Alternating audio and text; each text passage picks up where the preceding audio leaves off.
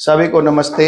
हम लोग का फिनेंशियल स्टेटमेंट चल रहा है और फिनेंशियल स्टेटमेंट में हम लोग बैलेंस शीट पढ़ रहे थे। तो बैलेंस शीट में हम लोगों ने लाइबिलिटी साइड को पूरा कर लिया था। तो लाइबिलिटी साइड में दो पार्ट है, एक इक्विटी है, एक लाइबिलिटी है, और एक एसेट साइड में केवल एक पार्ट है, एसेट है ना। तो इक्विटी में भी दो पार्ट था हम लोगों का और लाइबिलिटी में भी दो पार्ट था, ये पूरा एक्सप्लेन हो चुका था। आज एसेट पढ़ने वाले। अच्छा, पिछले दिन वो डेफर्ड टैक्स एसेट और डेफर्ड टैक्स लाइबिलिटी भी बता दिया था, है ना। डेफर्ड टैक्स एसेट और लाइबिलिटी के बारे में यही बताया था कि दो तरह का इनकम होता है, एक टैक्सेबल इनकम होता है और एक हम लोगों का फिनेंशियल इनकम होता है। तो कभी कभी टैक्स हमारा उनके पास से निकलता रहता है, कभी मेरा उनके पास से निकलता रहता है, सरकार के साथ लेना देना चलता रहता है। तो कभी मेरा निकलता है तो वो एसेट हो जाता है, कभी उनका निकलता है तो लाइबिलिटी बन जाती है हमारे ऊपर। ठीक है, आज शुरू कर रहे हैं एक्सप्लेनेशन ऑफ एसेट्स। फोटो है सबके पास में या पीडीएफ है ना। कहाँ देख रहे हो, है ना। तो छुपा के रखा है। दिखाओ, उसको भी दिखा, पढ़ रहे हैं। बुक नहीं लाए हो? बुक है कि नहीं है? बुक नहीं है, कोई बात नहीं, हम दे देंगे इसको। तो यहाँ पे ये कह रहे हैं कि नॉन करंट एसेट, करंट, देखो सुनो, एसेट्स में दो पार्ट है, एक नॉन करंट एसेट है और एक करंट एसेट है, बस यही दो पार्ट है। तो नॉन करंट एसेट का मतलब ही समझते हो, लॉन्ग टर्म एसेट्स, है ना। तो यहाँ पे कह रहे हैं the assets are classified into 5 major heads, 5 heads में रखे गए हैं। सबसे पहले इन्होंने रखा है फिक्स एसेट। पहले ये फिक्स एसेट का नाम से था, अभी नए बैलेंस शीट में आपको क्या मिलेगा आपको पता है, क्या नाम हो गया है? प्रॉपर्टी प्लांट इक्विपमेंट, वो एएस क्या है, 10 है। और फिक्स एसेट अब नहीं लिखते हैं, लिखते हैं प्रॉपर्टी प्लांट एंड इक्विपमेंट। तो खैर जो भी है, नाम बदला है, चीजें वही है अंदर की। तो देख रहे हैं, तो ये कह रहे हैं कि इसके अंदर हमें 5 हेड्स मिलेंगे। और 5 हेड्स में क्या क्या मिलेगा वो देखते। 4 ही दिख रहे हैं हमको, तो 5 क्यों बोल रहे हैं। 5 मेजर हेड्स, एसेट्स को 5 मेजर हेड्स में बांटा गया है। तो नॉन करंट एसेट में ये कह रहे हैं fix asset. Fix asset refer to those asset which are held for continued use in the business. कहता है लगातार यूज के लिए जो जो संपत्ति हम रखते हैं उसको हम फिक्स एसेट कहते हैं, ठीक है ना। अच्छा, एक चीज बताया था, इन्वेस्टमेंट क्या होता है, ये डेफिनेशन आपको पढ़ाया था ना एक बार। इन्वेस्टमेंट क्या होता है? इन्वेस्टमेंट कौन सा अकाउंटिंग स्टैंडर्ड में है? हाँ, 13 में, ठीक है। तो फिक्स एसेट कह रहे हैं कि ऐसे एसेट जो continue business, held for continued use in the business for the purpose of producing goods, जिसको हमने माल बनाने के लिए रखा है, और सर्विसेज या सेवाओं के लिए रखा है, and are not meant for sale, और उसको हम बेचने के लिए नहीं रखे हैं। ध्यान रखना कि अगर ये बेचने के लिए समझ लेंगे तो फिर अलग बात हो जाएगी। कह रहा है कि ऐसे एसेट जिनको हमने यूज करने के लिए रखा है, जिससे या तो हम माल बनाएंगे या सेवा देने के लिए हम रखते हैं, उनको हम लोग फिक्स एसेट कहते हैं। जैसे फिक्स एसेट में क्या क्या हो सकता है, अब यहाँ नीचे बोलेंगे। वहां पे एक बात इन्होंने लिखी है, are not meant for sale, उसको हमने बेचने के उद्देश्य से नहीं रखा है। बेचने के उद्देश्य से नहीं खरीदा है, मतलब क्या हुआ इसका, बेचेंगे तो है, कभी कभी पुरानी हो जाती है मशीनें तो हम बेच भी देते हैं। तो फिर ये क्यों कह रहे हैं कि बेचने के उद्देश्य से नहीं खरीदा है? क्यों क्यों बोला है? यहाँ बेचने का क्या अर्थ है? यहाँ बेचने का अर्थ है कि हमने इसको बेच के लाभ कमाने के उद्देश्य से नहीं खरीदा है। अब हमारा ये खराब हो जाएगा, कबाड़ हो जाएगा, तब तो हम बेचेंगे, स्क्रैप कर लेते हैं उसको, सेल करना नहीं करते, उसको स्क्रैप कर लिया, बेच दिया, स्क्रैप कर लेते हैं। तो आगे कह रहा है, सबसे पहले इन्होंने कहा है टेंजिबल एसेट। टेंजिबल एसेट आप एकदम शिशु क्लास से पढ़ते आए हैं कि टेंजिबल एसेट क्या होता है, और इसका एग्जाम्पल जितना इन्होंने लिखा है उससे ज्यादा आपको पता है। Tangible asset are asset which can be physically seen और टच्ड, जिनका वास्तविकता मतलब जो फिजिकली एग्जिस्ट करते हैं, जो हमको दिखते हैं, आंख कान नाक से हम महसूस कर सकते हैं, उसको देख सकते हैं, आंख से देख पा रहे हैं। तो यहाँ पे classification shall be given as, इन्होंने कहा है land, building, plant equipment, furniture, fixture, जितने भी तरह के व्हीकल्स, कार्स वगैरह हैं, ऑफिस के इक्विपमेंट जितना रखा है, अदर स्पेसिफाई नेम, अगर कोई और भी है उसका स्पेसिफाई नहीं। तो ये तो कोई बड़ी बात नहीं थी, आपको पता है। It is necessary to give the following information regarding each class और काइंड ऑफ फिक्स्ड एसेट्स। सबसे पहले कह रहे हैं, अच्छा देखो एक चीज बात को समझो, जब भी हम, ये इन्होंने बहुत अच्छी बात लिखी है और यही आपको बड़े क्लास में फिर से दोबारा से मिलेगा। कह रहे हैं इट इज नेसेसरी, मतलब कंपल्सरी है। It is necessary to give the following information. आपको जब नोट्स टू अकाउंट्स बनाएंगे, अभी तो आपको बनाने के लिए आएगा नहीं, जब बड़े क्लास में जाएंगे तो बनाने के लिए, जब बड़ा फुल लेंथ का सवाल आएगा तो कह रहे हैं it is necessary to give the following information. क्या इंफॉर्मेशन देना है रिगार्डिंग ईच क्लास, हर चीज के बारे में, मतलब टेंजिबल इंटेंजिबल सब के बारे में, और एक एक एसेट्स के बारे में आपको सब कुछ देखना पड़ेगा। इसको हम रेको चार्ट बोलते हैं। आगे ना रिकॉग्निशन चार्ट, किसी भी बड़ी कंपनी का आप अगर फाइनेंशियल रिपोर्ट निकालेंगे वहां दिखेगा आपको। तो ये कह रहे हैं क्या क्या चीज कितने में खरीदा, ओरिजिनल कॉस्ट कितना है, मतलब साल के शुरुआत में आपको दिखाना पड़ेगा, एक रेको चार्ट बनाओगे तो उसमें दिखाना पड़ेगा कितने का दाम है। फिर नया फर्दर हमने कोई लैंड वैंड खरीदा है तो उसमें फर्दर एड ऑन कुछ हुआ है तो वो भी दिखाना पड़ेगा। कितना डिडक्शन हुआ, कितना बेचा, कितना खरीदा, डेप्रीशिएशन कितना हमने एक्यूमुलेट किया है। अच्छा एक चीज याद रखना, हम लोग डेप्रीशिएशन लेस करके दिखा देते हैं, कंपनी में ये मेथड नहीं चलता है। जब हम लोग कैश फ्लो पढ़ रहे थे तो भी बताए थे कि वो हमेशा से आपको कॉस्ट में दिखाते हैं और जितना डेप्रीशिएशन चार्ज करते हैं वो एक्यूमुलेशन प्रोविजन बना करके दिखाते हैं, वही तरीका भी है। तो ये कह रहे हैं ये सब टोटल डेप्रीशिएशन रिटेन और प्रोवाइडेड, प्रोवाइडेड मतलब प्रोविजन होता है। आप ये अपने दिमाग में आज बैठा लीजिए, कहीं भी वर्ड लिखा है प्रोवाइडेड इसका मतलब होता है प्रोविजंस बनाया है, ठीक है ना। Provided for up to the end of the year, हमने कितना प्रोवाइड किया है, कितना up to the end of the year, साल के अंत तक हमने कितना दिया है, ये साल। तो इसको क्या बोलते हैं, अभी बताया ना, एक चीज एक चार्ट बना के दिखाना पड़ेगा। उस चार्ट को रेको चार्ट, हम लोग रिकॉग्निशन चार्ट बोलते हैं, वो पूरा डिटेल उसमें दिखेगा। बैलेंस शीट में तो केवल आपको फिगर फिगर दिखेगा, वहां पे नोट नंबर लिखोगे, नोट में जब जाओगे, जब अभी बनाएंगे फुल सवाल तब दिखेगा, एक दो तो बनवा ही देंगे। आगे क्या कह रहे हैं, इनटेंजिबल एसेट, इनटेंजिबल एसेट के बारे में आपको पता है बट अच्छे से क्या कह रहे हैं, intangible asset are the asset which do not have a physical existence, जिसका कोई फिजिकल एग्जिस्टेंस नहीं है, and these can not be seen और टच्ड, जिसका फिजिकली एग्जिस्ट नहीं करता है तो उसको हम क्या करते हैं, देख भी नहीं सकते, छू भी नहीं सकते। Classification shall be given as, क्या क्या चीज हो सकती है, इसमें भी बहुत सारे नाम्स बताए इन्होंने।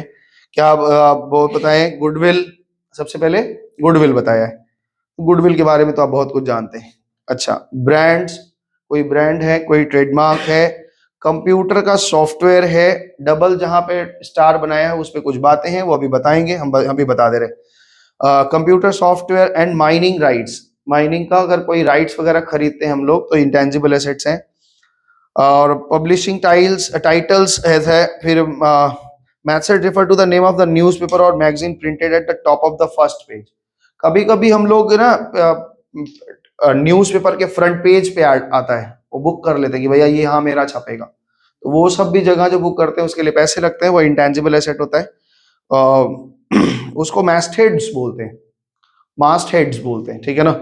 मास्ट heads refer to the name of the newspaper, name of a newspaper और magazine printed at the top of the first page, जो हम लगाते हैं नाम, जैसे वो गलत हो गया, जैसे सन्मार्ग देखते हो, जैसे टाइम्स ऑफ इंडिया देखते हो, तो वो जो नाम है वो मास्टर्ड्स है ना। तो कॉपीराइट एंड पेटेंट क्या लिखा है, recipes formula, recipes formula, models and designs. कभी कभी ये सुनता है ना कि इनको हम लोगों ने क्या कर लिया है कि इस एड के लिए इस आदमी को हमने क्या बना लिया है, ब्रांड एम्बेसडर बना लिया।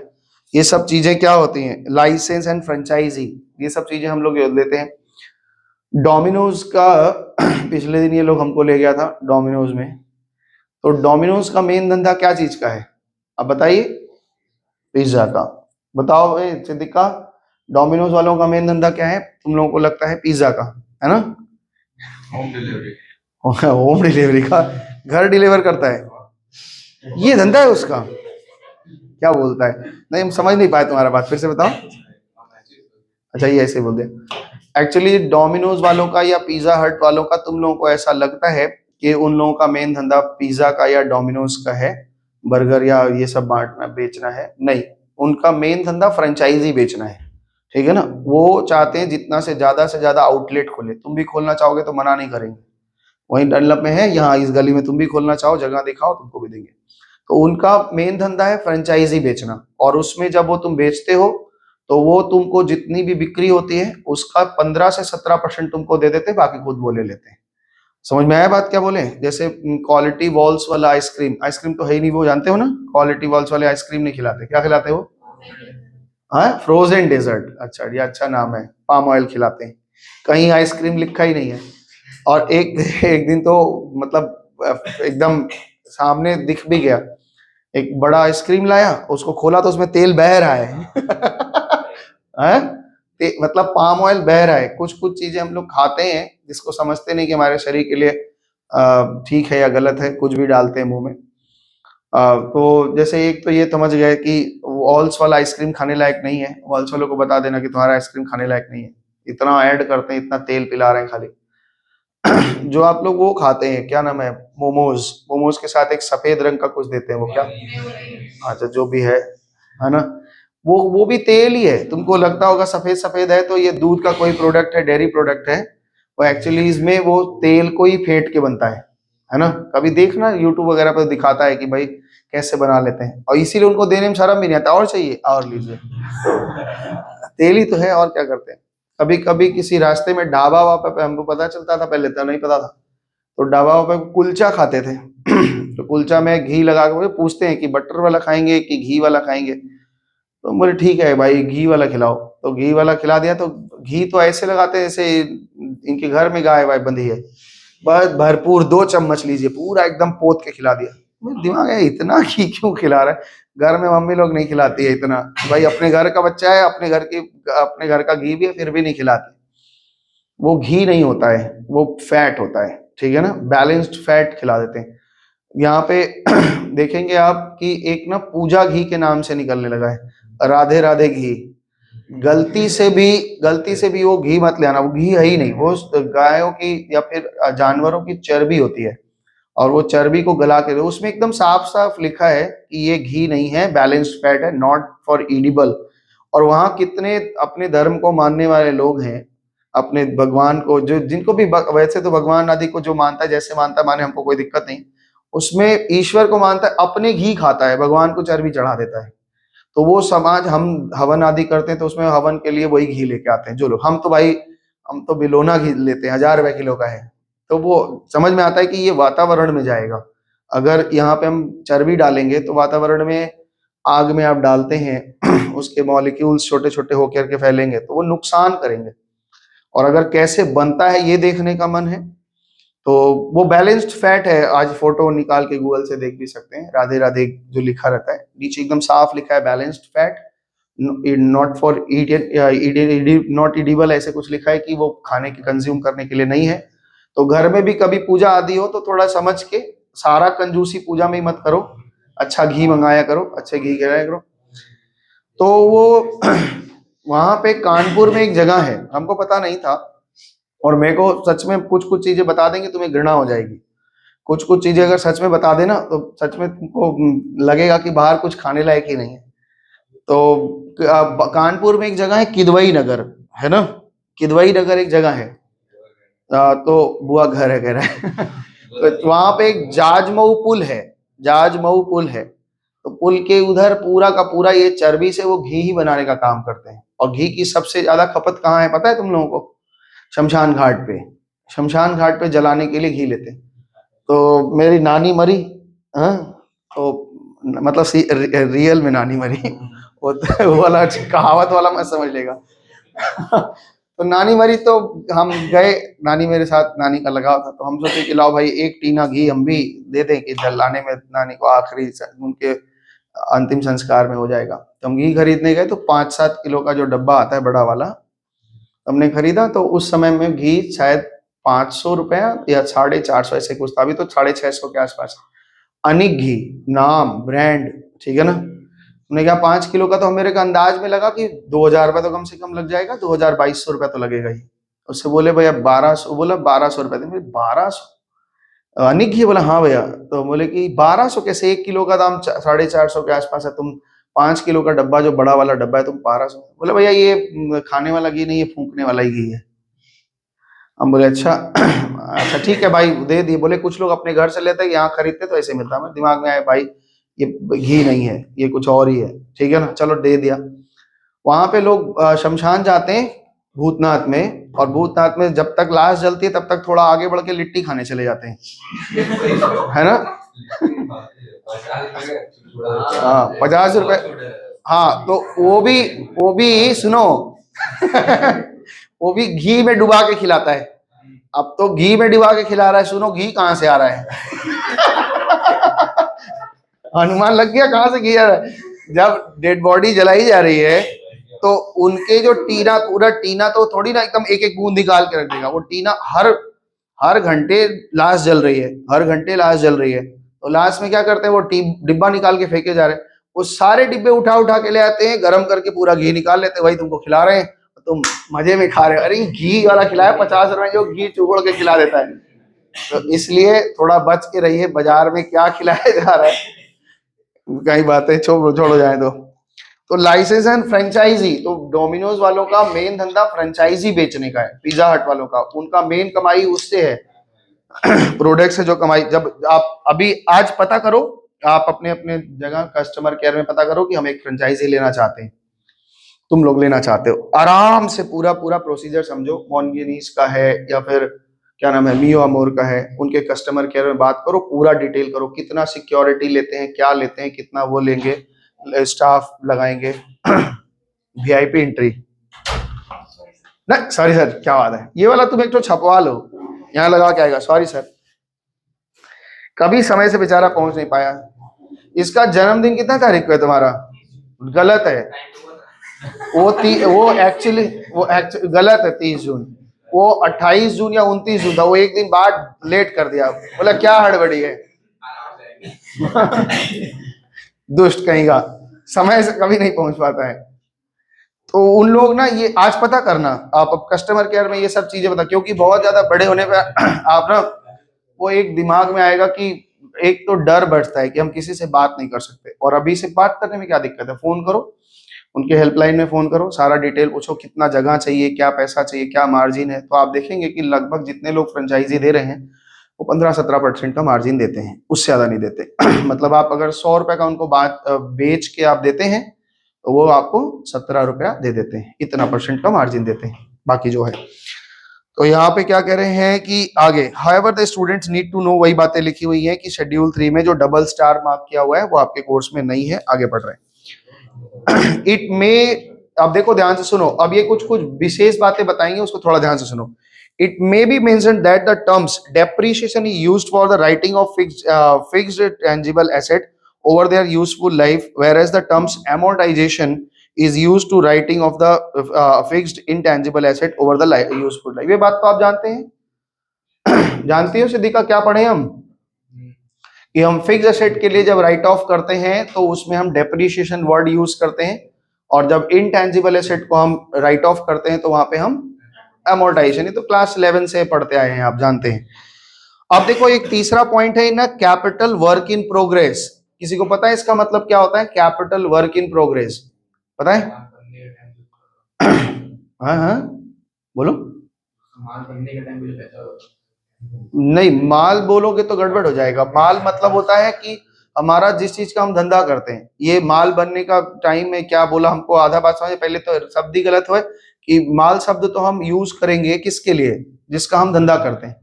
तो हमारा यहाँ पे कैपिटल वर्क इन प्रोग्रेस का मतलब है, जैसे मान लो हम एक बिल्डिंग बनवा रहे हैं, है ना, तो बिल्डिंग बनवा रहे हैं, और वो बिल्डिंग पूरा पूरा जब बिल्डिंग होगा, ध्यान से सुनना मेरी बात को अच्छे से, पूरा बिल्डिंग जब बन के रेडी होता है तब उसको हम बिल्डिंग के लैंड या बिल्डिंग के कैटेगरी में लिख पाएंगे, ऊपर जो हम लिखे थे लैंड बिल्डिंग। लेकिन अभी वो केवल क्या हुआ है, नीचे फाउंडेशन बन गया है, उसके लैंटर पड़ गए हैं, बीम्स लग गए हैं, एक फ्लोर बना हुआ है, पूरा बिल्डिंग बना नहीं है। लेकिन हमारा 1 करोड़ का बिल्डिंग बनेगा और हम 30 लाख रुपया खर्चा कर चुके हैं, इसको कहाँ रखेंगे, बिल्डिंग तो कह नहीं सकते, तो इसको हम एक तीसरे हेड में रख रहे हैं, कैपिटल वर्क इन प्रोग्रेस। ठीक है, कैपिटल वर्क इन प्रोग्रेस का मतलब हो गया, यहाँ पे देखो क्या है, it refers to fix tangible assets which are under construction. ठीक है, माल नहीं, माल मतलब क्या होता है हमारा, अब वो पकड़ेंगे। अब आप ना देखो, एक चीज बताएं, हम गलती पकड़ रहे हैं तो एक कमरे के अंदर गलती पकड़ रहे हैं, किसी के सामने अगर पकड़े जाओगे तो वहां बेइज्जती हो जाएगा। ठीक है, ध्यान रखेंगे इस बात को। Construction such as building, plant and equipment, अगर ये कुछ बन रहा है वैसा तो उसमें जो खर्चे हो चुके हैं, जैसे मान लो हमें एक बड़ी मशीन ही लगानी है, इंपोर्ट करने के लिए पैसा दे दिया है, या कहीं रास्ते में रुका हुआ है, या कुछ चल रहा है अभी पूरा तैयार नहीं हुआ, रेडी नहीं हुआ, WIP, कैपिटल CWIP, है ना, CWIP। अच्छा चलो, तो कह रहा है स्टूडेंट नीड्स टू नो, बस ये भी यहाँ पे वही बात बता रहे हैं कि यहाँ पे भी आपको केवल मीनिंग जानना है। उसके बाद है इनटेंजिबल एसेट्स अंडर डेवलपमेंट, ये तो नाम से ही समझ में आ गया। अगर टेंजिबल एसेट कोई आधा अधूरा बनाए और बनने के मूड में है तो वो कहाँ रहेगा, कैपिटल वर्क इन प्रोग्रेस में। और अगर कोई इनटेंजिबल एसेट अंडर डेवलपमेंट है, जैसे मान लो कि हमारा जो शेयर ट्रेडिंग करते हैं, मैं शेयर ट्रेडिंग करते हैं तो बड़ी दिक्कत आती है ना। वो पहले चलता था ओडिन का एक सॉफ्टवेयर चलता था, लोग जो हराबलू देखते हैं ना, आप टीवी पे देखते रहते हैं, देखा ना कि लोग अपने टीवी पे लगा के बैठते हैं।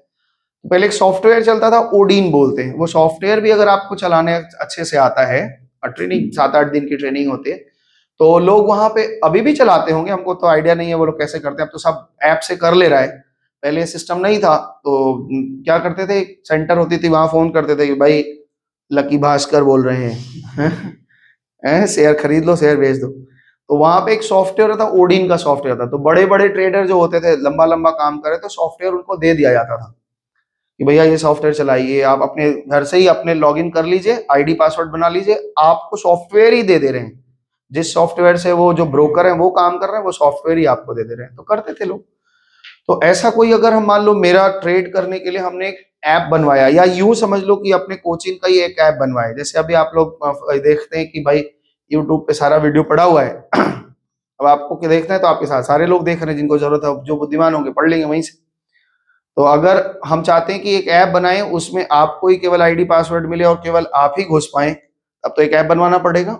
और ऐप बनवाया तो वो बन रहा है, अभी 50,000 रुपया मांगा है जो भी, तो हमने 20,000 रुपये, अभी बन रहा है।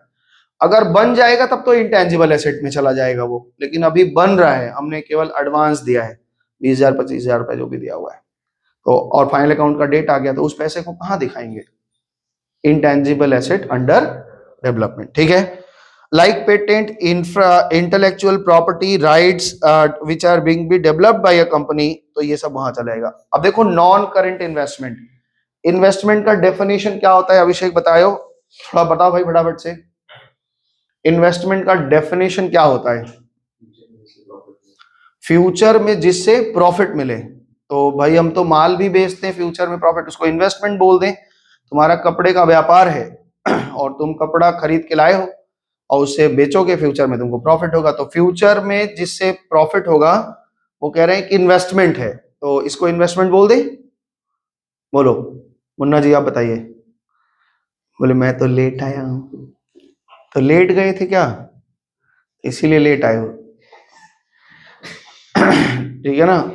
सुनो इन्वेस्टमेंट का डेफिनेशन आपका AS 13 क्या कहता है कि कोई भी ऐसा चीज, एनीथिंग हेल्ड, और हमने दो कारण से रखा है, एक तो इसका भविष्य में दाम बढ़ जाए इस कारण से रखा है, या इससे भविष्य में अर्निंग आ जाए, तो वो चीज इन्वेस्टमेंट कहलाती है, ठीक है। क्या बोले समझ में आया, कोई भी ऐसी चीज जिसको हमने इसलिए रखा है, इसलिए खरीदा है, यही दो बात सोच के ही खरीदा है कि भविष्य में इसका मूल्य बढ़ जाएगा। जैसे हमने एक जमीन खरीदी, आज 10 लाख का खरीदा है, और ये हम सोचे थे कि भाई मेरे बाद मेरा जनरेशन जो है वो इसका फायदा लेगा, वो बेचेगा तो इसको 50 लाख पाएगा, तो ये क्या है, इन्वेस्टमेंट है। तो अगर हम इस उद्देश्य से कोई चीज खरीद रहे हैं कि भविष्य में इसका दाम बढ़ जाएगा, ठीक है, और क्या बोला, या फिर इससे कोई अर्निंग आनी शुरू हो जाए, हमने एक बैंक में FD करा दिया, उससे ब्याज आना शुरू हो गया, हमने शेयर्स खरीद लिए, बॉन्ड पेपर खरीद लिए, उससे ब्याज आना शुरू हो गया, हमने एक फ्लैट खरीद लिया और उससे रेंट आना शुरू हो गया, तो ये सब क्या है, इन्वेस्टमेंट है। इन्वेस्टमेंट का डेफिनेशन समझ में आया, लेकिन उसमें तुम्हारे दिमाग में ये भी आएगा तो सर क्या मेरा स्टॉक क्यों खराब कर रहे हैं आप, स्टॉक भी तो हम इसीलिए खरीदे हैं कि भविष्य में इसका दाम बढ़ जाएगा, हम बेच के पैसा कमा लेंगे, तो डेफिनेशन तो यहाँ भी पूरा पूरा लग रहा है। तो इन्वेस्टमेंट का डेफिनेशन जो AS 13 दे रहा है, उसमें देते समय इस क्लॉज को जोड़ा इन्होंने कि not for normal course of business, यानी आप जिस चीज का धंधा करते हैं उसको छोड़कर, एनीथिंग हेल्ड विद क्या बोला वहां क्लॉज लगाया कि other than normal course of business, normal course of business आप जो करते हैं उसको छोड़ दीजिए। हालांकि मेरा उद्देश्य तो वहां भी वही है कि हमें पैसे कमाने हैं, है ना, लेकिन वो धंधा है इसलिए उसको अलग कर लिया। उसके अलावा कोई भी ऐसा चीज खरीद रहे हैं जिसमें हमारा ये उद्देश्य है कि हम अच्छा प्रॉफिट कर लें और इसका दाम बढ़ जाए, तो ये होता है। लैंड पे डेप्रिसिएशन इसीलिए तो नहीं देते बिल्डिंग पे डेप्रिसिएशन जाएगा, बिल्डिंग की घिसावट हो रही है, लेकिन जमीन का घिसावट। अपना घर अगर खरीदे तो अच्छा है कि बना बनाया घर खरीदे तो अच्छा है, बताइए, या फ्लैट खरीदे तो अच्छा है, कौन सा अच्छा लग रहा है तुमको? बुद्धि से जवाब देना, ये पढ़ाई से रिलेटेड नहीं, ऐसे ही पूछ लिया मन में आज मन में। अब आप देखो, बड़े हो गए अब, है ना? मेरे ख्याल से कुछ बच्चे तो इसमें 18 हो गए कि 18 होने वाले होंगे, सब 17-18, कुछ कुछ तो हो भी गए होंगे, एक आध लोग हो गए होंगे। तो जिनका लेट से पढ़ाई हुआ होगा, 3-4 बार फेल हुई होंगी सिद्धि का ऐसा, तो 18 कह लो 22 की हो गई हैं, और अभी तक ग्रेजुएशन के टाइम में 12 चल रहा है। तो हाँ सर, वैसे भी तुम बूढ़ी ही लगती हो सबको। तो उसमें क्या है, 18 के हो गए, मतलब अब आपके परिवार में आपको वयस्क माना जाता है, आप बुद्धिमान माने जाते हैं। अब अगर नहीं माना जाता है तो इसका मतलब हरकत वही बेवकूफों वाला घर में हरकत करता होगा फिर। तो अब आपके कोई डिसीजंस होता है तो उसमें आपको बैठाया जाएगा, अगर आप सीरियस होंगे तो। अगर सीरियस होंगे तो हम बार बता रहे हैं, लेकिन अभी भी आप अभी अब सिद्दीका का मैसेज हम तुमको हंसी, मेरा हंसते हंसते पेट दर्द होता है। सर बोली, सर आपके आसपास कहीं हैरी पॉटर वाला किंडर जॉय मिल रहा है? क्या क्या चल रहा है? हाँ, पूरा इनके उम्र के बच्चे कहाँ शेयर ट्रेडिंग कर रहे हैं और ये कहाँ हैरी पॉटर वाला किंडर जॉय खरीद रहे हैं। तो हम बोले नहीं, उसमें कीड़ा निकलता है। तो हाँ, किंडर जॉय में कीड़ा निकलता है। तो बोलते हैं कि उसे ना खिलौना उसमें बहुत अच्छा अच्छा आता है। ठीक है भाई, 50 रुपए का खिलौना, इतनी सी खिलौना, डायनासोर निकला हुआ बेचारा, इससे मुंह किया हुआ है, और सीधा खड़ा ही नहीं हो पा रहा है। तो चले, तो वहां पे कहने का मतलब है कि अब आपको, अब आप थोड़ा अपने भी घर में थोड़ा सीरियस हो जाइए कि कोई डिसीजन हो तो उसमें आप सुनिए कि क्या हो रहा है, कैसे डिसीजन लिया जा रहा है, या फिर कुछ बन रहा है तो सीरियस होंगे तो लोग आपको बैठाएंगे। पहले अपने परिवार को ये विश्वास दिलाइए कि अब हम थोड़ा बड़े हो रहे हैं, मेरा भी सोच बड़ा। अब पोकीमोन और डोरीमोन खेलेगा तो अच्छा नहीं लगेगा, गड़बड़ हो जाएगा। हाँ, तो अब कुछ दिन बाद बैठाएगा। मेरे जो छोटी वाली दीदी है, उनके हस्बैंड, उनका काम है वो ज्वेलरी का। तो उसका बेटा अभी तो कितने साल का है, मेरे ख्याल से जो 25-26 साल का होगा, है ना? तो वो हमको जब मिलेगा तब एक ही साथ, पावर हमको कुछ नहीं करने देते। बोले क्या करना चाहता है? बोले खाली कहते हैं सुबह जाके झाड़ू लगाओ। हम दुकान झाड़ू लगा के गद्दा वद्दा लगा देते हैं, फिर आते बोलते भाई साहब आप जाइए। और ये हम झाड़ू लगाएंगे जिंदगी भर? हमको दुकान पे बैठने ही नहीं देते हैं कि दुकान पे हम भी डील वील करें। तो आप हमको पैसा दीजिए। अच्छा, अपने पैसा, अपने करोड़पति आदमी है, हमसे बोल रहे पैसा दीजिए, हम तो अपना धंधा करेंगे। तो हम बोले तो पापा से मांग रहे, बोले वो देंगे ही नहीं। तो ये 3-4 साल तक चला, लेकिन अब धीरे धीरे उसको एक पूरा बिल्डिंग ही बना के दे दिए। बोले ले चला, तुमको बिल्डिंग बना के दे दिए, अब नीचे अपना दुकान खोल लो, अपना अपना घर बना लो, और जहाँ जो करना है करो उसी में। तो वो अभी नीचे आर्टिफिशियल ज्वेलरी का काम किया। अभी एक तरह तुम लोगों का पता ना कि कॉस्मेटिक ज्वेलरी चलने लगी है। लोग, लड़कियां पहनती है बड़ी बड़ी अंगूठियां, इतनी बड़ी बड़ी अंगूठी पहनती है, हीरोइन लोग पहनती है। तुम तो विलेन हो, तू कहे देख रही है, हीरोइन लोग पहनती है। टीवी में देखते ना, इतनी बड़ी बड़ी अंगूठी पहन, इतना बड़ा झालर जैसा। अब ओरिजिनल ज्वेलरी बहुत कम लोग पहनने लगे, अब तो फैंसी ज्वेलरी चलती है। तो काम किया है, तो थोड़ा विश्वास कुछ दिन तो अपने माता पिता का जीतना पड़ेगा, तभी वो कर पाएंगे, नहीं तो ऐसे नहीं पकड़ाएंगे। नॉन कर, हाँ, तो इन्वेस्टमेंट में क्या हो गया, समझ में आ गया? इन्वेस्टमेंट का डेफिनेशन समझ में आ गया? इन्वेस्टमेंट कौन सा अकाउंटिंग स्टैंडर्ड है, बता दो कि चवन्नी नाम है। आई शाबाश, कहाँ? वो अभी बोले। चलो, नॉन करंट इन्वेस्टमेंट और करंट इन्वेस्टमेंट को कैसे तय करते हैं ये भी पता है।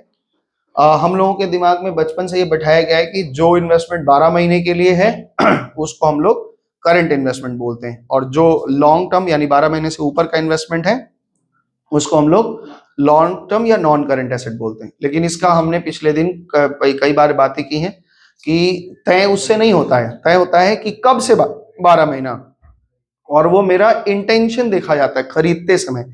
यहाँ क्या कह रहे हैं, investment for more than 1 year. मान लो हमने एक डिवेंचर खरीदा, है ना, और मेरे मन में है कि हम इस डिवेंचर को 6 महीना में बेच देंगे, तो इसको कहाँ रखेंगे हम? शॉर्ट टर्म में, शॉर्ट टर्म इन्वेस्टमेंट है। इसी इन्वेस्टमेंट को हमने सोचा कि 5 साल रखेंगे, हमने शेयर खरीदा, हमने सोचा 5 साल रखेंगे, सोचा 5 साल रखेंगे, इसलिए लॉन्ग टर्म में रख रहे हैं, और इसका प्राइस गिरता चला जा रहा है, तो हम बेच के 2 महीने में निकल गए, तो ये तो ऐसा नहीं है कि शॉर्ट टर्म हो जाएगा, ये रहेगा लॉन्ग टर्म ही। अगर हमने सोच के खरीदा है लॉन्ग टर्म, उसको बेच देते हैं 6 महीना में, तो भी ऐसा नहीं है कि वो शॉर्ट टर्म गिना जाएगा। और हमने सोच के लिया है शॉर्ट टर्म और उसको 5 साल रखे हैं, वो रहेगा उसी में कि भाई हम सोचे हैं कि इसका स्कीम मिलेगा, हम निकल जाएंगे इसमें से। तो वही बात है, investment more than 1 year, 1 year का सोच के खरीदते हैं जब, more than 1 year. Non current investment are those investment which are held by a company not with the purpose of selling but the retain them, उनको रखने के उद्देश्य से खरीदा जाता है। तो non current investment shall be classified as a trade investment and other investment. एक होता है ट्रेड इन्वेस्टमेंट, एक अदर इन्वेस्टमेंट होता है। इतना डिफिकल्ट तुम्हारे में आएगा नहीं। अब जैसे कुछ कुछ इन्वेस्टमेंट होता है ट्रेड इन्वेस्टमेंट, है ना। ट्रेड इन्वेस्टमेंट ऐसे समझो, छोटा सा एग्जांपल से, कि रिलायंस का तुम एक रिलायंस स्मार्ट बाजार, क्या है ना, रिलायंस स्मार्ट या स्मार्ट बाजार, वो इसके पास एक अंशिका के पास एक जगह है, तो वो सोच रही खोलना चाहते हैं, या रिलायंस का स्टोर रिलायंस का खोलना चाहते हैं। तो इन्होंने रिलायंस वालों से बात किया कि सर हम रिलायंस ट्रेंड या रिलायंस स्मार्ट बाजार जो भी खोलना चाहते हैं। तो रिलायंस वालों ने कहा कि हमारी कंपनी का आपको 50 लाख रुपए का शेयर खरीदना पड़ेगा, उसमें इन्वेस्ट करना पड़ेगा, तब हम आपको फ्रेंचाइजी देंगे। तो ऐसा इन्वेस्टमेंट क्या कहलाएगा? Trade investment. जब तक आपका वो फ्रेंचाइजी रहेगा तब तक आप उस इन्वेस्टमेंट को तोड़ नहीं पाएंगे ना, और इसको बोलते हैं ट्रेड इन्वेस्टमेंट। अब आप जब छोड़ेंगे अपना, तो अपना इन्वेस्टमेंट फिर फ्री हो जाएगा। और एक होता है कि एक होता है तुम्हारा ट्रेड इन्वेस्टमेंट और एक होता है अदर इन्वेस्टमेंट। अदर इन्वेस्टमेंट में आपको कोई बंधन नहीं है, खरीदिए बेचिए, बॉन्ड पेपर वगैरह खरीदिए, शेयर खरीदिए, डिवेंचर, जो भी खरीदना है लॉन्ग टर्म के लिए, तो वो अदर में चलाएगा। तो ट्रेड इन्वेस्टमेंट का मतलब क्या? दोनों इन्वेस्टमेंट है। एक ट्रेड इन्वेस्टमेंट, उसमें एक कैटेगरीज है ट्रेड इन्वेस्टमेंट, पढ़ रहे थे ध्यान से। Refer to the investment made by a company in shares और debentures to the another company. अब यहाँ पे तो हम तुमको तुम्हारे तरफ से समझाए, अब एक कंपनी की तरफ से मान लो एक कंपनी से मान लो टाटा आई थी, टाटा स्काई आया था ना, याद है आपका? इसको लगा डाला तो लाइव जिंगा लाला, है ना, याद है? तुम लोग बहुत छोटे छोटे रहे होगे जब आया होगा वो, याद है ना। तो टाटा जो कंपनी है वो तो तुम टाटा का है, स्काई जो कंपनी है वो कहाँ का है? तुमको लग रहा होगा कि प्रोडक्ट का नाम है, नहीं, वो अमेरिका की कंपनी थी। वो सैटेलाइट D2H आया था, याद है आप लोगों को? D2H बोल के आया था, डायरेक्ट टू होम, सैटेलाइट से सीधा, है ना। तो पहले केबल से आता था हमारे पास, है ना, केबल से चलता था, वो D2H में ले आए इन्होंने, क्या किया, सैटेलाइट से। तो सैटेलाइट का जो पूरा सेटअप था वो किसका था?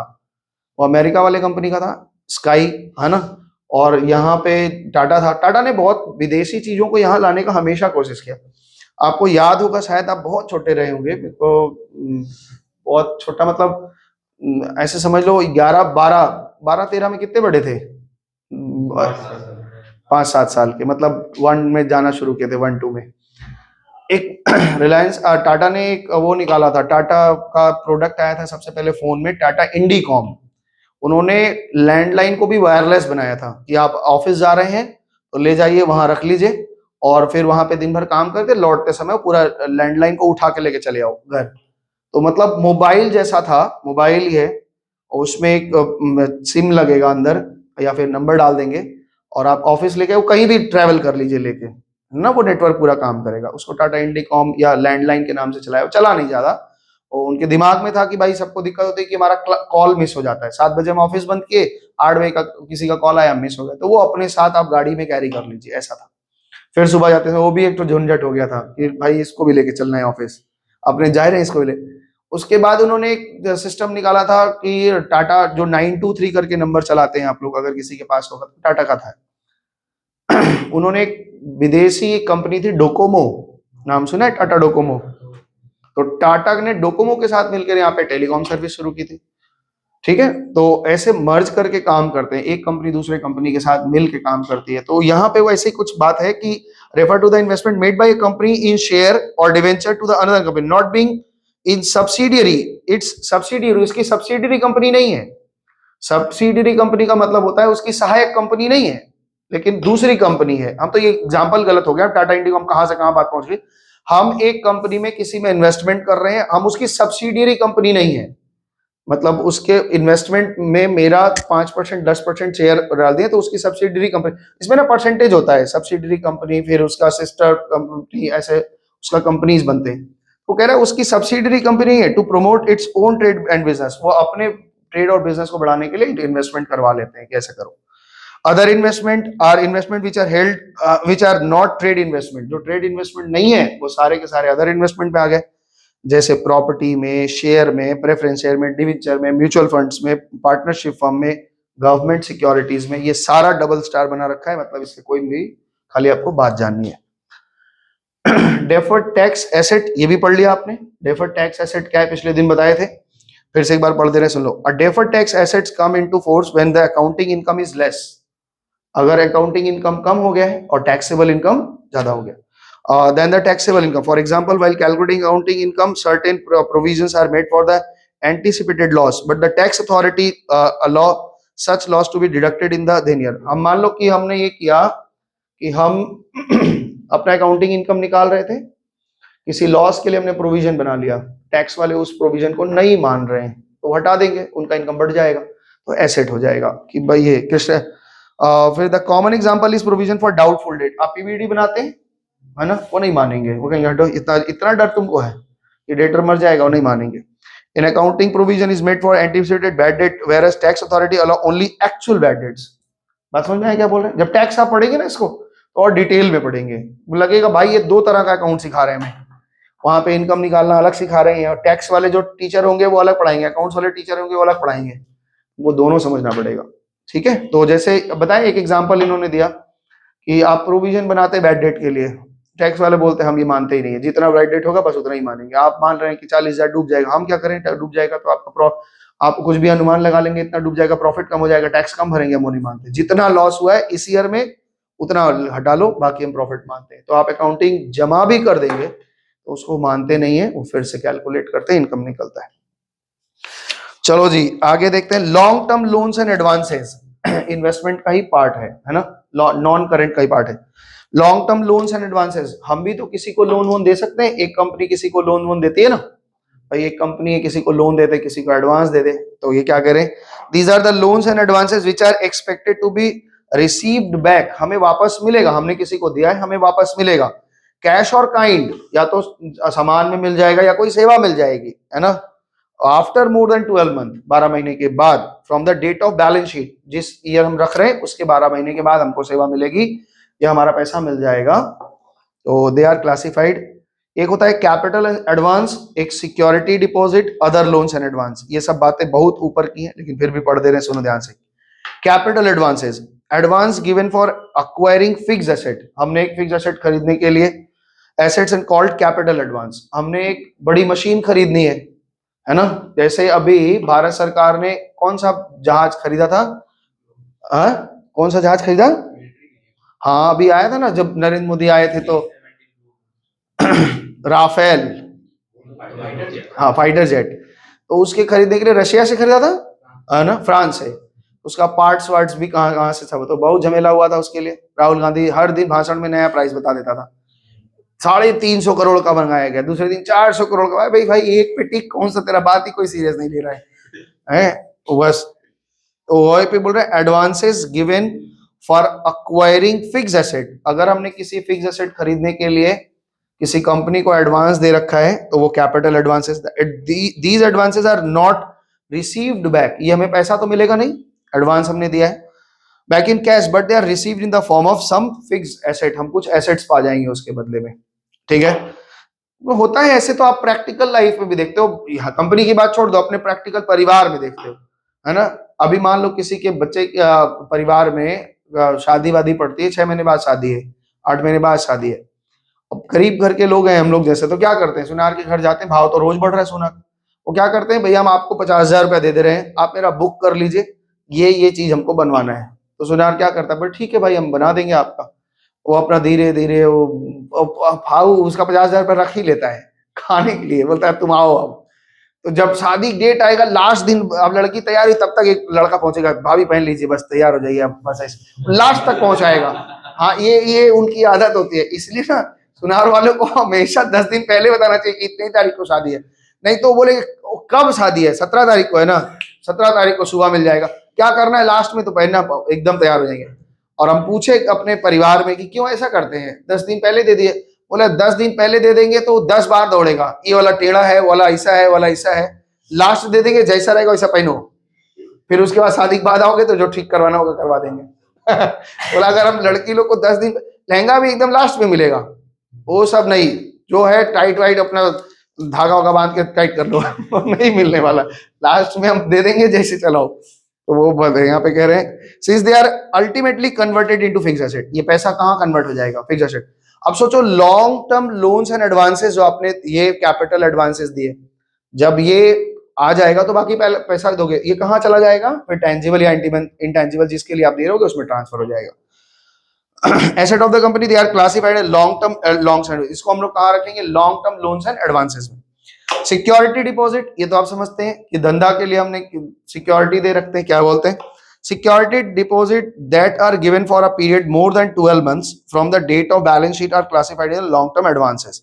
Example security deposit for the electricity and telephone bill, ये आपको पता है, टेलीफोन इलेक्ट्रिसिटी बिल आता है आपका, आप देखेंगे हमेशा सिक्योरिटी में आपके पास 5,000 6,000 रुपया जमा रहता है। तो जो हम लोग यहाँ पे ये सिस्टम है कलकत्ता में, बाकी स्टेट में तो अब धीरे धीरे खत्म हो रहा है और यहाँ भी शायद कुछ दिन में खत्म ही हो जाएगा हो जाए तो अच्छा भी है। प्रीपेड आ गया अब हर जगह इलेक्ट्रिसिटी, हाँ, तो हम लोगों का ऐसा नहीं है। अगर यहाँ का इलेक्ट्रिक बिल देखोगे तो पीछे देखोगे कि वहां पे सिक्योरिटी डिपॉजिट आपका लिखा हुआ है कि आपका इतना पैसा उनके पास जमा है। अब सोचो एक एक लोगों का अगर 5-5 हजार रुपया, अगर 4,000 5,000 रुपया जमा है तो कितनी यूजर्स हैं ये सोच लो, और सबका इतना पैसा जमा है तो कंपनी के पास कितना करोड़ रुपया तो खाली सिक्योरिटी डिपॉजिट का पड़ा है। उसका ब्याज कितना आ रहा है वो अलग खा रहा है, उसका हम लोगों को कुछ नहीं मिलने वाला है। हम, हाँ, एक ही कंपनी है वो अलग बात, हम जो कह रहे समझ रहे हो कि भाई हम यूजर्स तो गिन ही नहीं पा रहे, हम तो, मेरे तो संख्या ही दिमाग में नहीं आ रही कि बंगाल कलकत्ता भर में जो आरपी गोइंका वाले हैं वो सबके पास से कुछ सिक्योरिटी डिपॉजिट ले रखे हैं और हमने दिया है, सबने दिया है। भाई तुम लोगों ने भी घर में दिया होगा, जो बिजली का बिल आता है पीछे घुमा के देखिए लिखा है सिक्योरिटी डिपॉजिट है। तो वो सिक्योरिटी डिपॉजिट का वो जब तक आप इलेक्ट्रिक यूज करेंगे तब तक उनके पास पड़ा रहेगा और वो ब्याज खा रहे हैं उस पैसे का फ्री में, ठीक है ना। कई हजार अरब रुपया उनके पास ऐसे ही पड़ा हुआ है। अब उनके कोई प्लांट वांट लगाना है वो फटाक से कर लेते हैं। अभी आपके घर में एक एसी का कनेक्शन बढ़ाना है, वो कहेंगे हम लोड बढ़ा देंगे, आपके यहाँ का तार मोटा कर देंगे, आपके यहाँ का लोड बढ़ा देंगे ताकि आपका लोड शेड ना हो उसके लिए आपको इतना पैसा जमा करेगा। गैस का सिलेंडर समझ लिया, एक सिलेंडर और खरीदेंगे 2,000 रुपया दीजिए। तो जितना तुम बढ़ाओगे, क्या नाम है, एसी बढ़ाओगे, उतना वो सिक्योरिटी डिपॉजिट ले लेंगे। खैर जो भी है हम लोग देना पड़ता है। टेलीफोन में भी ऐसे ही होता है। क्यों ले लेते हैं, क्योंकि हमारे यहाँ प्रीपेड नहीं चलता है। अगर हम जैसे 5,000 मेरा सिक्योरिटी डिपॉजिट जमा है, तो उनको डर नहीं है कि हमारा पैसा मरेगा, 1 रुपया भी नहीं मरेगा। वो क्या करते हैं, आपको कनेक्शन 1 महीना का, आपका मेरा बिल इस बार बहुत कम आया, हम बहुत खुश हुए, 350 रुपया खाली आया। कितना खुश हुए हम समझ सकते हो। हम बोले तुरंत लो आप, 350 360 रुपया देने को तैयार हैं, आप लीजिए, इतना ही कम बिल भेजा करिए। बोला आप घर में रहा करिए, थोड़ा अच्छा चलाइए, तब ज्यादा बिल आएगा आपका। आप तो दूसरे घर में रहते हैं, दूसरे की बिजली चला रहे हैं। तो वो बिजली का बिल मान लो 1 महीना नहीं जमा किया, 2 महीना नहीं जमा किया, 3 महीना नहीं जमा किया, तो 1,000 1,500 हो गया, 5,000 जमा है। तब वो बोलेंगे भाई साहब अब जमा कर दीजिए, अच्छा नहीं लग रहा है। तो नहीं जमा कर रहे हैं, वो क्या कर रहे हैं, उसमें ब्याज लगा रहे हैं, मेरे वाले पे ब्याज लगाए जा रहे हैं अपने वाले पे नहीं। अब ब्याज लगा बोल रहे देखो इतना पे इतना ब्याज जड़ गया, आपका इतना रुपया हो गया, इतना पेनल्टी लग गई, ये हो गई। अब वो जब यहाँ तक आ जाएगा, अब उनका सिक्योरिटी डिपॉजिट टूटने वाला है, अब कहेंगे अब हम आ रहे हैं, हम गुस्सा में हैं, हम लाइन काट देंगे। तो हम बोले अच्छा रुकिए रुकिए, मत काटिए, प्लीज मत काटिए, आज हमको समय दीजिए, आज हम भीख मांग के जमा कर देंगे, लेकिन करेंगे, और कर देते हैं। तो फिर उनका सिक्योरिटी डिपॉजिट ठीक हो जाता है, नहीं तो वो खाते रहते उसी में से। ऐसे ही है सिक्योरिटी। टेलीफोन का बिल भी जमा होता है टेलीफोन में आगे एक और सीरियल है, तुम लोगों का एग्जाम खत्म हो तो सीरियल को देखना, और उससे देखने से तुम्हारी बुद्धि भी थोड़ा मैच्योर होगी। हालांकि है तो कॉमेडी सीरियल, लेकिन उससे बुद्धि बहुत मैच्योर होगा। अभी जो सीरियल का नाम है ऑफिस, ऑफिस देखा है कभी? हाँ, पंकज कपूर का है, शाहिद कपूर के पापा का है ना। वो बहुत हम लोग के टाइम में चलता था, और उसको बोलते हैं हेल्दी कॉमेडी, एकदम मजाक। एक आदमी गया, बोला यहाँ स्टेशन पे क्यों घूम रहा है? बोला हम तो माल बुक करने आए। तो माल बुक करने आए तो यहाँ क्यों आ गए हैं? स्टेशन पे तो यात्रियों को बोला कि कहाँ जाना चाहिए, तो जहाँ मालगाड़ी लगता है वहां जाओ, यहाँ क्यों आ गए, फाइन भरना पड़ेगा। बोले किस बात का? बोले स्टेशन पे क्यों है? बोले माल बुक करने। बोले इसी बात पे झगड़ा हो गया, बहुत लंबा है बहुत। बोले रोज रोज आ रहे हैं तो रोज रोज फाइन। बोले मंथली पास बनवा लीजिए, आपको रोज इधर ही आना है तो ये सब चीज के ऊपर बहुत अच्छा है, देखना, जसपाल भट्टी का और ये लोग का। अदर लोन्स और advances, long term loans to employees, अगर कोई एम्प्लॉय है,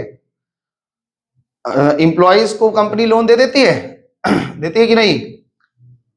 एम्प्लॉय लोग को कंपनी लोन देती है कि नहीं? मान लो किसी कंपनी में आप चार्टर्ड अकाउंटेंट हैं, है ना, और आपकी शादी पड़ गई है, अब आपके पास पैसे तो है नहीं, आप भाई 1 लाख 1.5 लाख रुपए पे नौकरी करते हैं, अब शादी में आपको 50 लाख रुपए खर्चे करने का मन है, भाई चार्टर्ड अकाउंटेंट की शादी है, तो क्या होगा? मोहित कहेगा कि अप्लाई करेगा अपनी कंपनी में कि हमको एक 10 लाख रुपए या 15 लाख रुपए का लोन दिया जाए, बाकी तो हम दहेज से ले लेंगे 15 लाख रुपए हमारा व्यवस्था किया जाए, तो कंपनी इशू कर देगी, लोन दे देगी। तो ये लोन्स एंड एडवांसेस पे, अच्छा कुछ कुछ कंपनियां होती हैं अपने एम्प्लॉइज को इंटरेस्ट फ्री लोन देते हैं, इसलिए लेते हैं।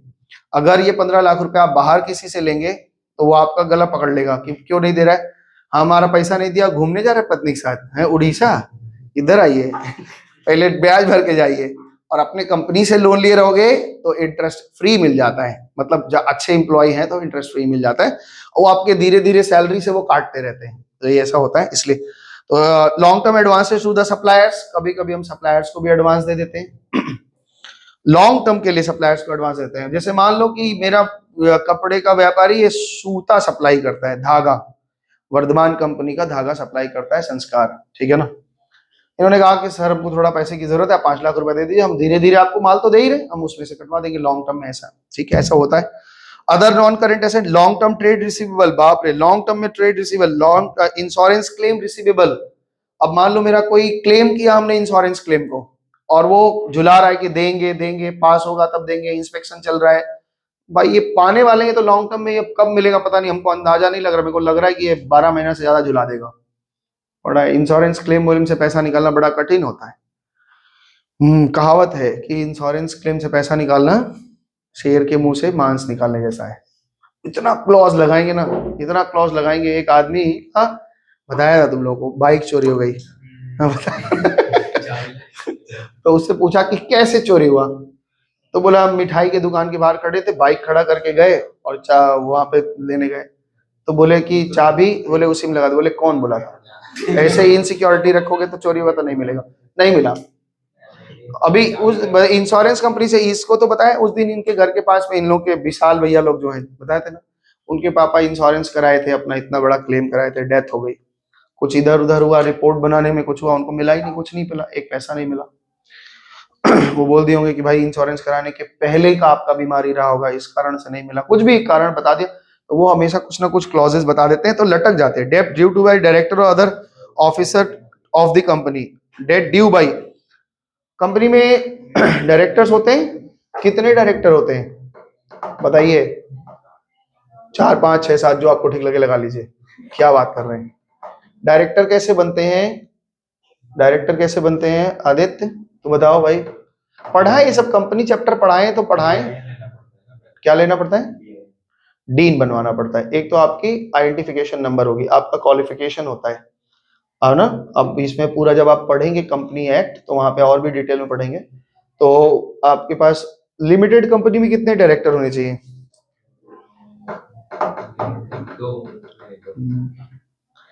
भूल गए सब, अभी 11 में पढ़ के आए हैं आप लोग सारा बीएसटी में, 3, इसका नहीं है बीएसटी मैथ्स लिया है।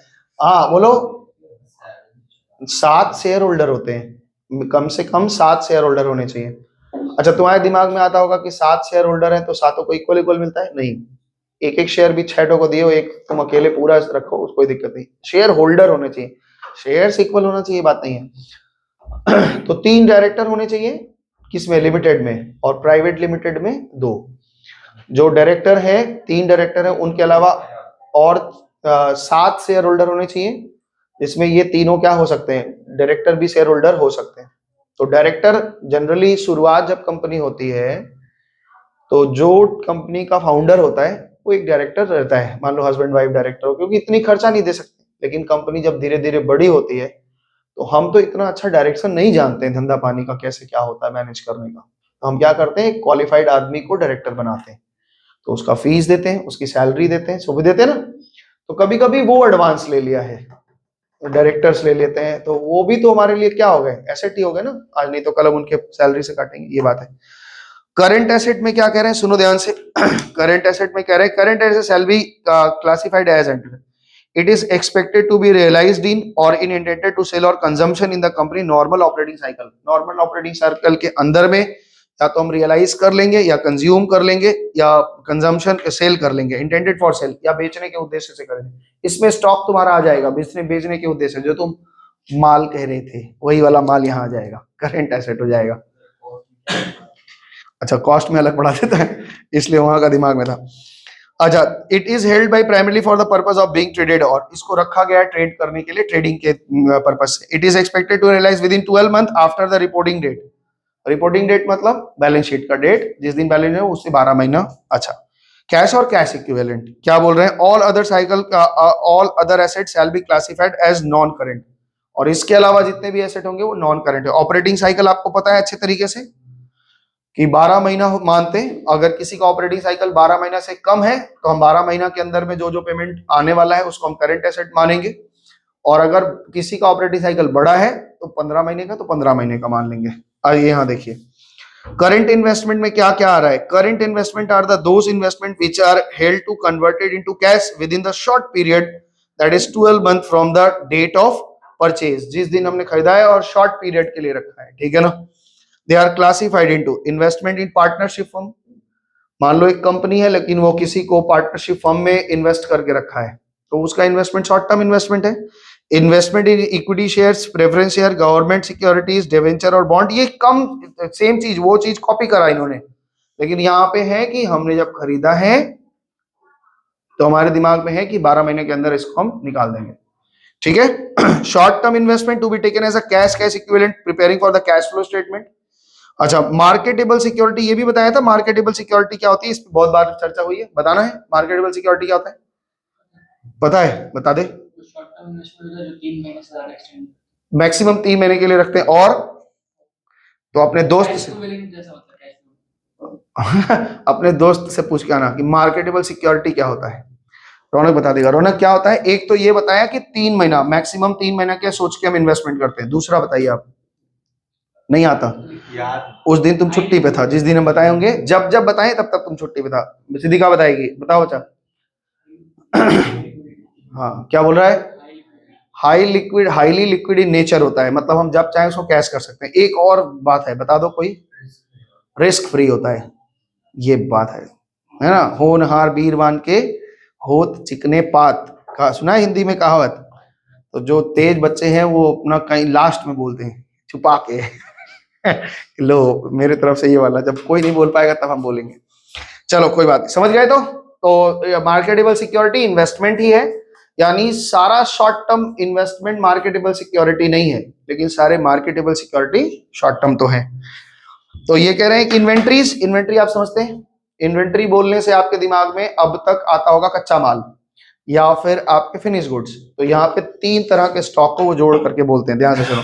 Inventory means stock held for the purpose of trade in the normal course of business, जिस चीज का हम धंधा करते हैं। नॉर्मल कोर्स ऑफ बिजनेस मतलब मेरा धंधा। फॉर मैन्युफैक्चरिंग और trading of goods inventory include the following, क्या क्या चीज का इन्वेंट्री में जोड़ते हैं देखो, अब खाली नाम गिनते जाओ। रॉ मटेरियल, कच्चा माल, ठीक है। वर्क इन प्रोग्रेस, जो फैक्ट्री में पड़ा हुआ है, ठीक है। WIP, फिनिश्ड गुड्स, जो गोडाउन में बन के माल पड़ा हुआ है। Stock in trade in respect of good acquired for trading. अब देखो यहाँ एक नया शब्द है, स्टॉक इन ट्रेड। अब दोनों में अंतर कोई बता दो, हम जानेंगे, पढ़े बिना बताना। वहां पढ़ा लिख दोगे, खैर पढ़ लोगे तो समझ में आ जाना चाहिए, अगर थोड़ा बुद्धि लगाओगे तो। स्टॉक इन ट्रेड और क्लोजिंग स्टॉक में क्या अंतर है? क्लोजिंग स्टॉक में ये अलग से एक स्टॉक इन ट्रेड क्यों बोल रहे हैं? जैसे यहाँ पे रॉ मटेरियल बोला, हम समझ गए कि भाई क्लोजिंग स्टॉक है।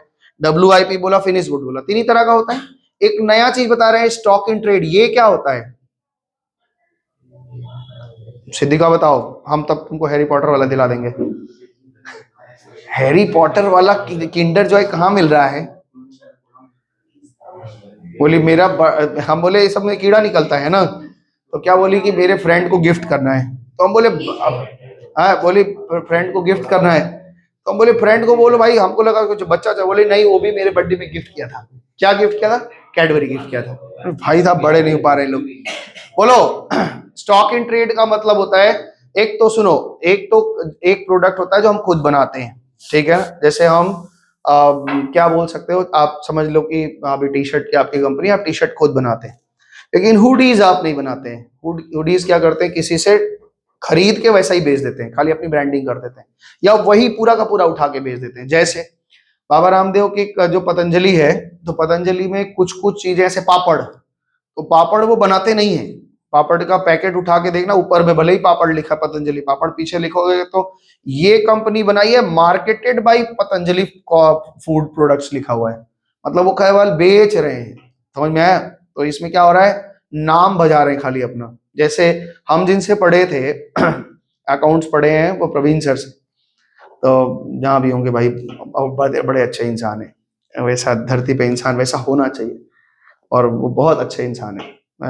एक्चुअली जो भी है पढ़ाते तो बहुत अच्छा ही है, वो इंसान बहुत अच्छा है। ऐसे अपने ऊपर खर्चा किया है मेहनत किया है बहुत अच्छा। दिल्ली में वो हाईएस्ट टैक्स पेयर है, बताए थे तुम लोगों ना, एक बार पॉडकास्ट उनका हुआ तो एक आदमी बोला कि सुनिए आप सबसे ज्यादा टैक्स पेयर है दिल्ली में। बोले नहीं, हमसे ज्यादा विराट कोहली दिया था। तो सोचो किसको टक्कर दे रहे हैं वो।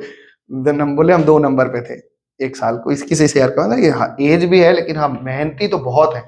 और जिस टाइम में जो टीचर लोग इतना टेक्नोलॉजी सोच नहीं सकते थे, वो उस टाइम में बहुत टेक्नोलॉजी से पढ़ाना शुरू कर दिए थे, आज से 20 साल पहले। तो फिर यहाँ पे एक टीचर था, क्या नाम था उसका, कोई नाम था, क्या नाम था उनका, सुदर्शन अग्रवाल बहुत नाम था उनका, अकाउंट्स का इंटर पढ़ाते थे, इंटर का अकाउंट्स पढ़ाते थे। वो जब यहाँ आए अपना लॉन्च किए कोर्स वोर्स वगैरह ऑनलाइन में, सुदर्शन को सब भूल ही गया। सुदर्शन एकदम खाली हो गए, सारे बच्चे एक साथ बैठने गए। तो बहुत है भाई, अच्छा है वो। एक ऐसा टीचर देखा जिसका कोई दुश्मन नहीं देखा। मतलब टीचर टीचर में एक बात होती है कि वो खराब पढ़ाते हैं, अच्छा पढ़ाते हैं। जो टीचर अच्छा पढ़ाते हैं उनके सामने वो भी बोलते नहीं वही अच्छा पढ़ाते हैं, हम कुछ नहीं आते। उनसे पढ़ रहे हो तो कोई दिक्कत नहीं है, तो अच्छा है पढ़ लेना। अभी भी तुम लोगों के टाइम में भी वो पढ़ा रहे हैं, तो इंटर वगैरह अगर पढ़ने का मन करे तो उन्हीं से पढ़ लेना, अच्छा पढ़ाते हैं। अपडेट रहोगे एकदम अपडेट, वो आदमी बहुत अपडेट आदमी है। तो हम इनका बात क्यों बता रहे हैं, तो बात ऐसा है कि कहाँ से बताए कहाँ जाए। तो वो अपना एक उनका ना एल्डाइन सीए बोलकर, एल्डाइन सीए बोलकर उनका एक वो जॉइंट वेंचर है प्राइवेट लिमिटेड है तो उसमें वो तो खाली अकाउंट्स पढ़ाते थे। और सर कॉस्ट का भी क्लास शुरू किया, लेकिन कॉस्ट का चला नहीं, लोग पसंद नहीं किए कॉस्ट का, पता नहीं क्यों नहीं हुआ। सर अभी पूरा पूरा अकाउंट्स फाइनल तक का अकाउंट्स पढ़ाते हैं, सीए का फाइनल तक का अच्छा पढ़ाते हैं। बहन भी मेरी उन्हीं से पढ़ी, हम भी उन्हीं से पढ़े। तो सारे लोग लगभग मेरे जान पहचान में अच्छे अच्छे लोग उनसे पढ़े।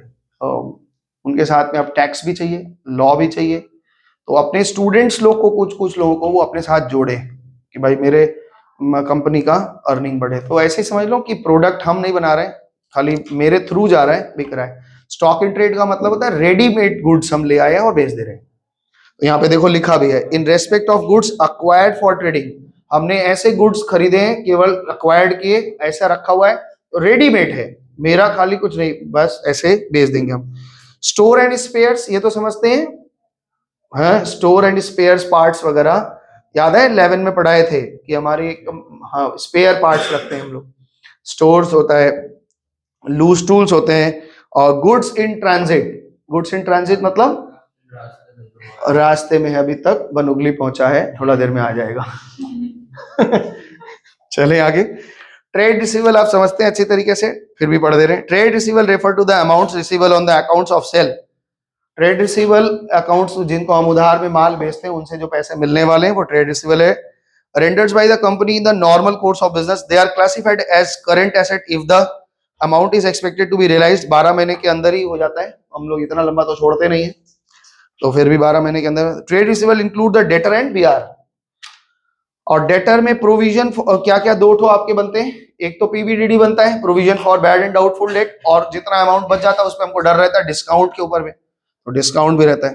कैश इक्विवेलेंट में सारा बात देखो पढ़ दे रहे हैं, तो ये कह रहे हैं cash and cash equivalent shell be classified balance with the bank in current accounts. Current account में करंट अकाउंट्स लिखा है, अगर आपके पास 10 अकाउंट है तो 10 अकाउंट का जोड़ जितना होगा वो आपका। Balance with the bank deposit account the original maturity less than 3 months. 3 महीने के अंदर का जो मैच्योरिटी होने वाली है, अगर कोई आपने शॉर्ट टर्म इन्वेस्टमेंट कर रखा और 3 महीने की उसके अंदर मैच्योरिटी होने वाली है, तो आपका कैश इक्विवेलेंट हो जाएगा। Cheque and draft in hand, आपके पास कुछ चेक्स आए हैं आपके पार्टीज से और कुछ ड्राफ्ट आए हैं। ड्राफ्ट समझते हैं? नहीं समझते हैं, कोई बात नहीं है। क्या होता है ड्राफ्ट? समझा दो इसको। ये कैश बुक तो पढ़ा है, बोलता है ड्राफ्ट नहीं समझता है, डिमांड ड्राफ्ट नहीं समझता है। अच्छा चलो समझाते हैं। अभी कहीं कहीं क्या होता है कि कुछ लोग पेमेंट्स लेते समय डरते हैं। जैसे जब हम प्रवीण सर का क्लास लिए थे तो प्रवीण सर ने कहा था कि हम दो तरह से पेमेंट लेते हैं, या तो कैश दे दो या यूपीआई ट्रांसफर, क्रेडिट कार्ड जो आपको देना दे दो। और हम बोले सर हम तो गरीब आदमी, हम कुछ नहीं जानते ये सब। बोले बैंक में जाओ और बैंक में मेरे कंपनी के नाम से एक ड्राफ्ट बनवाओ, चेक नहीं लेंगे, क्योंकि चेक में एक सुविधा होती है कि वो बाउंस हो जाता है। ये सब 11 में पढ़ा, मार के जूता सही कर दे। नहीं समझाया, कैसे बीआर पढ़ लिया पूरा, ड्राफ्ट डिमांड ड्राफ्ट नहीं पढ़ा वहां पे। तो वो क्या किए कि बोले एक ड्राफ्ट बनवाओ। तो हमने अभी तो लास्ट ईयर, जब लास्ट ईयर का फीस उनका शायद 13,000 या 13,500 था अकाउंट्स का, ग्रुप 1 का। तो 13,500 रुपए का हमने जाके बैंक को 13,500 रुपए दिए और हमने कहा एयरलाइन सीए के नाम से आप क्या कर दीजिए, एक ड्राफ्ट बना दीजिए। तो उन्होंने ड्राफ्ट बना दिया और वो ड्राफ्ट हमने उनको कोरियर कर दिया। तो कोरियर कर दिया तो सर को ये बात, सर की कंपनी जो है वो एक समझ गई कि ये पैसा मेरा डूबेगा नहीं। अगर हम ये ड्राफ्ट हम अपने बैंक में जाके जमा करेंगे तो इसका पैसा ऑलरेडी बैंक में जमा है, ये बाउंस नहीं होगा। मेरे नाम से पैसा कोई जमा कर दिया है बैंक में, खाली हमें जाके ले लेना है। चेक में क्या होता है, अगर हम चेक इशू कर दें किसी को, तो चेक इशू कर दें, वो जाके जाए वो बोले भाई आपके अकाउंट में तो पैसा ही नहीं है, अब हम कोर्स खरीद लिए, वहां पे झगड़ा होना शुरू हो जाए। तो इसलिए ड्राफ्ट लेते हैं। कभी आप बड़ी मशीनें खरीदेंगे, जो आपको नहीं पहचानता है वो आपसे कैसे पैसा लेगा, तो बोलेगा ना कि भाई ड्राफ्ट से दे दीजिए, तो ड्राफ्ट देते हैं। वो भी एकदम लुक लाइक चेक ही होता है, एकदम चेक ही होता है। चेक में क्या होता है, पहले आप काट देते हैं, बाद में वो पेमेंट लेने आता है, आपके अकाउंट में पैसा है तो उसको मिलता है। और ड्राफ्ट में क्या होता है, पहले आप उसके नाम से बैंक में जमा कर देते हैं कि भैया इनके नाम से इतना जमा कर लो, वो आएंगे तो दे देना, पहले ही हो जाता है। ठीक है। आगे चलते हैं। तो चेक्स है, ड्राफ्ट है। अगर कोई चेक ड्राफ्ट आया, ड्राफ्ट हमेशा मेरे अकाउंट में ही क्लियर होता है, ड्राफ्ट कभी और वो हाथ में नहीं मिलता पैसा उसका। कैश ऑन हैंड, अगर मेरे हाथ में कैश इन हैंड है। अदर बैंक बैलेंस, और क्या लिखा है, earmarked bank balance, for example for unpaid dividend, short term bank deposit, ये सब आपके अदर बैंक बैलेंसेस हैं। वो बताया अनक्लेम डिविडेंड वगैरह है, वो सब चीज। अच्छा, short term loans and advances, अगर हमने किसी को शॉर्ट टर्म में लोन्स और एडवांस दे रखे हैं, ठीक है, शॉर्ट टर्म में लोन्स और एडवांसेस हमने किसी को दे रखे हैं, तो जैसे लॉन्ग टर्म में दिया था वैसे शॉर्ट टर्म में दिया है, सैलरी से काट लेंगे ऐसा कुछ होगा, तो उसको हम लोग शॉर्ट टर्म में गए। Expected to be realised within 12 month, या ऑपरेटिंग साइकिल के अंदर में, loans advances to the related parties, staff को भी दे सकते हैं, अदर्स को भी दे सकते हैं। अदर करंट एसेट में स्पेसिफाइड नेचर, क्या कह रहे हैं, this is all inclusive heading which incorporates current asset that do not fit into any other asset categories such as prepaid expenses। कह रहे हैं कि ऊपर जो बातें हमने बता दी हैं उनके अलावा कोई ऐसा एसेट आ जाता है आपके पास जो आपको पता ही नहीं कहाँ रखना है, तो आप उसको अदर में रख लीजिए। जैसे प्रीपेड आ गया, तो प्रीपेड को तो हम लॉन्ग टर्म में कहीं रख ही नहीं पाएंगे, शॉर्ट टर्म में अगर रखने जाएंगे तो शॉर्ट टर्म में इन्होंने क्या बताया, cash cash equivalent, short term loans and advances वहां भी नहीं आएगा, तो वो कहाँ जाएगा, अदर करंट एसेट में। जैसे वहां पे हमने अदर करंट लाइबिलिटीज में देखा था, क्या देखा था, जो ट्रेड पेबल नहीं है, जो बीपी नहीं है, वो कहाँ रख रहे थे, जैसे टैक्स का पैसा बाकी है, डिविडेंड अनक्लेम्ड हो गया था, वो सब कहाँ अदर लाइबिलिटी में रख रहे हैं, वैसे ही कह रहे हैं। तो ये कह रहे हैं this is an all inclusive heading, ऊपर जो हेडिंग है इंक्लूसिव हेडिंग विच इनकॉर्पोरेट्स करंट एसेट, जो करंट एसेट में इनकॉर्पोरेट हुआ, पूरा समुच्चय में बोला, that do not fit into any other asset categories, वो किसी अदर कैटेगरीज में फिट नहीं हो रहा है। जैसे एग्जांपल दिया प्रीपेड एक्सपेंसेस का। डिविडेंड रिसीवेबल, आपको मिलने वाला है डिविडेंड, तो कहाँ रखोगे उसको, अदर में। और interest accrued on investment, advance tax, ये सब जो चीजें होंगी वो कहाँ रखेंगे आप, अदर करंट एसेट में। ठीक है, मेरे को ये बताओ, हमने एक कार रखा है, ये बात सीए के इंटर में क्वेश्चन आया था, आप बताएंगे, हमने एक कार रखा है बेचने के उद्देश्य से, कहाँ रखें, लॉन्ग टर्म में कि शॉर्ट टर्म में, नॉन करंट या करंट, क्या बोले, समझ में आया। मेरे गराज में 3 कार पड़ी हुई है, मतलब साइकिल भी नहीं है, तो मान के चलो कि गराज में 3 कार पड़ी हुई है, एक कार को हमने रखा हुआ है बेचने के उद्देश्य से, सीधा सीधा बात है, बेचने के उद्देश्य से रख लिया, निकाल देंगे इस साल तो वो करंट एसेट हो जाएगा। ठीक है, ध्यान रखना, अगर यूज करने के उद्देश्य से रखा है तो उधर हो जाएगा। Explanation of contingent liability as capital commitments to the extend to the providers, ये तो आपको पता है। कंटीजेंट लायबिलिटी पढ़ाए हैं, क्या होता है, पार्टनरशिप में तो आप लोग पढ़े, यहाँ भी पढ़ लेते हैं। तो कुछ कुछ अब दो बातें बता रहे हैं। कंटीजेंट लाइबिलिटी क्या होती है, कंटीजेंट कमिटमेंट्स क्या होते हैं, ध्यान से सुनो। These liabilities refer to the claims which are uncertain to arise। बहुत कम चांसेस है। पिछले दिन एक घटिया सा एग्जांपल हमने दिया था कि आम के फूल हैं, आम का पौधा है, आम बन जाएगा। एकदम कम चांसेस है कि liability uncertain to arise because they are dependent on the happening in future.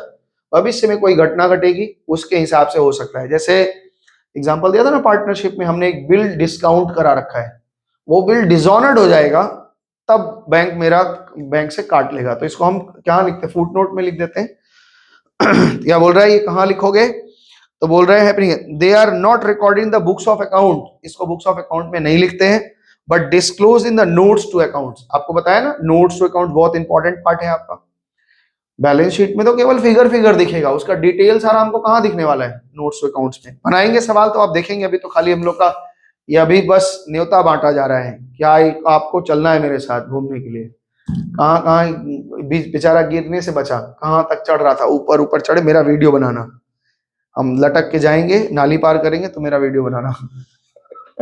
अभिषेक मजाक किया है, जाया करो तुम भी लोग ऐसे माउंटिंग क्लाइंबिंग वगैरह। कहाँ पुरुलिया गए थे तुम लोग, पुरुलिया में कहाँ पे? हम लोग एक दिन में पुरुलिया घूम के आ गए। चलो, वो सब जगह गए थे जहां हम गए थे? नहीं गया होगा। डैम वैम गए थे? नहीं गए थे। लेक मार्बल, जो मार्बल लेक था, तब दूसरे तरफ तुमको ले गया। Contingent liability shall be classified as claims against the company not acknowledge as date. Claims against the company not acknowledge as date. हम ऐसे क्लेम्स जो हमने अपने क्लेम में जोड़ा नहीं है, डेट में जोड़ा नहीं है, लेकिन वो क्लेम्स हैं। लाइबिलिटीज फॉर बिल डिस्काउंटेड बता ही दिया। और guaranteed given by the company, company किसी चीज को गारंटी वगैरह दे रखती है तो वो कंटिंजेंट लाइबिलिटी होती है, ठीक है ना। पिछले दिन बताया था, गारंटी के लिए, वारंटी के लिए भी हम लोग एक रिजर्व बना लेते हैं।